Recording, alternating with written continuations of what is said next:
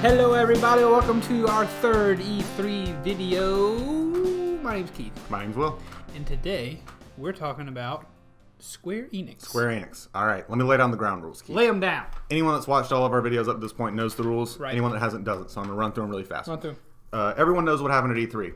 We've got a spotlight, capital S, that we can shine on a game from each press conference. Yep. You can pick one conference for two. We've already used those, though. Yep. So no more two. We're each going to have one from this one, and we're talking about Square Enix. Yes, sir. So, Keith, go ahead and hit me with your spotlight, son. There are a lot of... I don't know if there are a lot of announcements. I'm not a big Square Enix guy. I kind of have watched this one, I'm not going to lie. I think I scrubbed through a lot of it. Okay. There were a few things I wanted to see.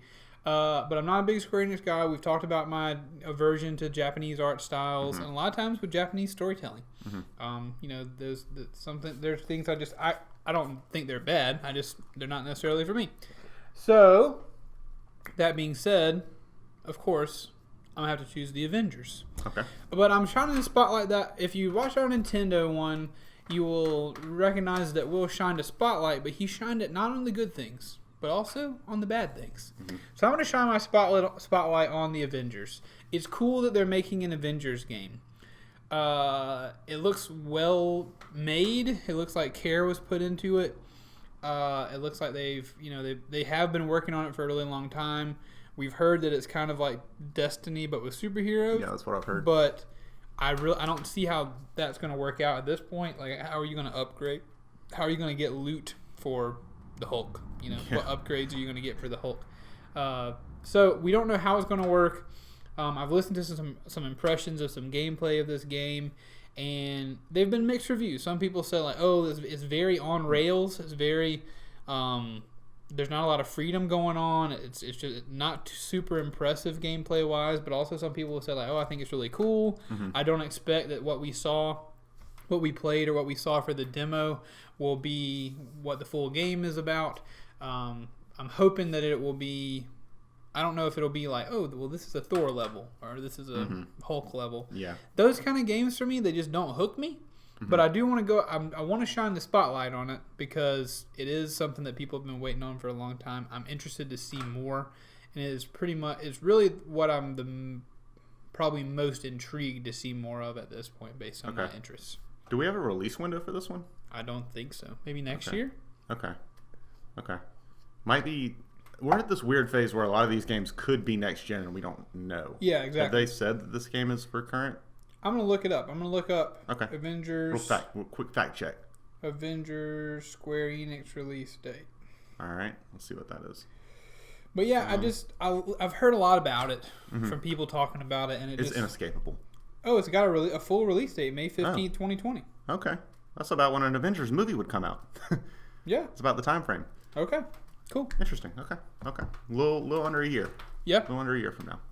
So it's got more time to win you over completely. It does. I think. It also has time to completely make you uninterested. Well, yeah, I think when we see what the game, if 5 hours into the game I turn it on, what do I see? What do I play? That's going to tell me what the actual meat of the game is. That's going to tell me whether I like it or not. It'll be a really easy if it's like Marvel Ultimate Alliance style, where you're 4 players and you're walking through and everybody kind of has the same sort of attacks. Like everyone has a short attack and everybody has a ranged attack. Like if it's like that, I'm not in. Yeah. But if it actually uses these characters in a cool way, if it like everybody has their own utility, and what would be really cool is if you picked one superhero and played through as that one superhero, and so there's like different playthroughs that are sure, that would be cool, I guess. To me, honestly, I don't know how you make an Avengers game. They're so different. How do you make a game where you can play as all those people and have it be good? Have it work for every character equally. I'll be honest, I'm spotlighting because I'm worried. Gotcha. Spotlighting because it is teetering. It could either fall into the good pile or fall into the bad. Keeping our eyes on it. Keeping the eyes on Keeping the spotlight on it. What did you enjoy from this prompts conference? Not a ton, Keith, honestly. The thing that stood out to me the most, though, was just that Final Fantasy VII Remake, baby. Hard to miss that one. Hard to not be on board with that. It's one of those things that's just like, if I had played this game, I would be over the moon, probably. Of course, exactly. This is ultimate fan service kind of deal. The only thing that's kind of weird is the whole episodic thing they're doing. Everything we've seen seems to be from like the beginning of the game.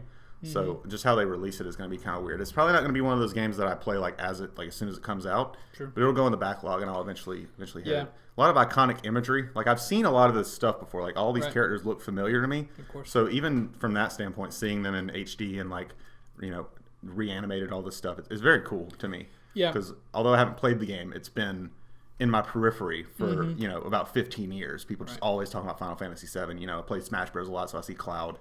Yeah. I'm familiar with these characters. Got his amiibo. Yeah, we got the amiibo on the desk.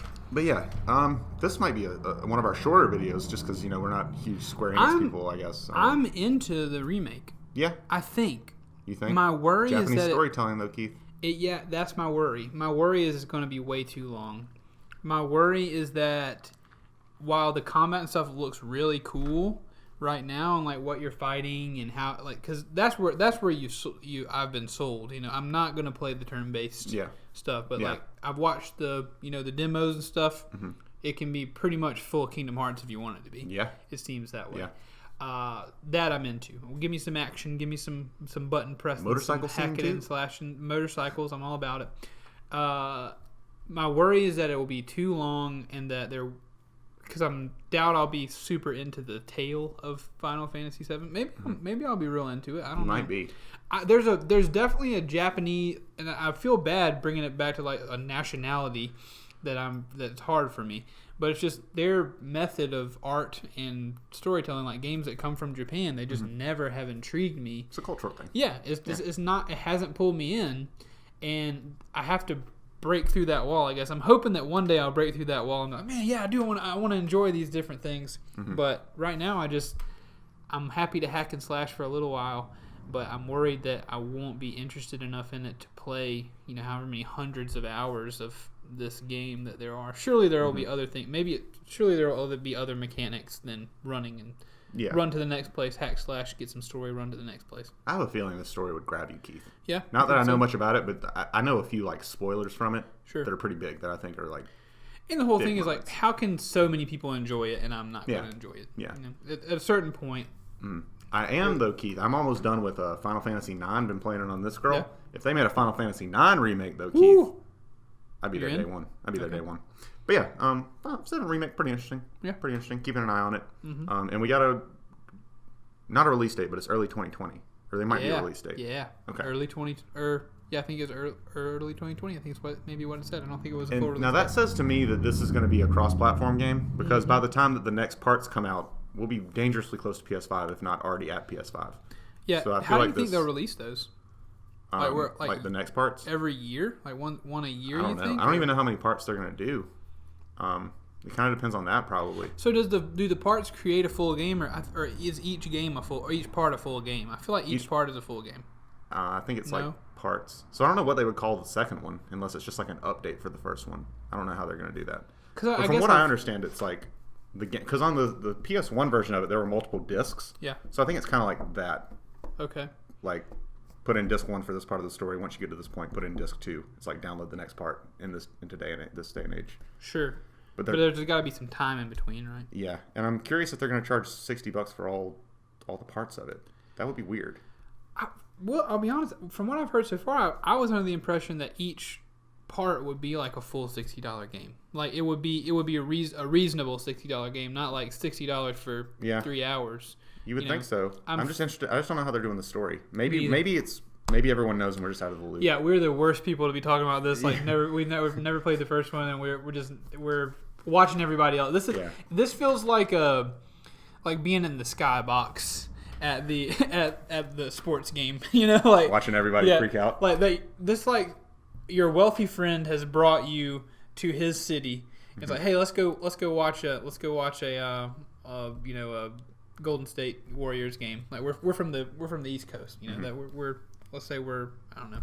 What's the East Coast? We're from West Virginia. We're Heat fans. Okay. We don't like that. I don't know why I chose basketball. Worst possible sport for me to make an analogy for, because I do not care for basketball at all. But we're going to the Warriors game. We don't care about the Warriors. We don't know anything about the Warriors. But our wealthy friends like, hey, come watch the game from the box with us. Yeah. And that's what it feels like. Mm-hmm. It feels like looking down and seeing everybody else excited. I'm like, this is cool. Yeah, this is a good time. I'm happy for y'all. Yeah. Yeah. Yeah. And yeah, and I'm at the game, you know. Yeah. Huh? I'm sorry, I was continuing my analogy. Oh, yeah, and I'm at the game. I'm having a good time. Yeah. I'm having snacks. Yeah. You know, I'm watching it, having a good time. So you're interested in this one too? Yeah, I think if by some chance I get extra dollars, I'll probably put some dollars in it. We'll see. Okay. Interesting. Very interesting. Square Enix. That's our Square Enix talk, everybody. Yeah, we'll be back soon with some more impressions, or some more spotlights. Capital S. We got 2 more spotlights with a capital S. We will see you then. Please remember to like, comment, and subscribe. I'm on Twitter at Tank Media Games. Will is on Twitter at Will Tank. And we do all kinds of game stuff on this channel. Dungeon Boys, Tank Media Network is our sister YouTube channel. It does some cool stuff that Will is less present on, but still present. And we will check that stuff out, and we'll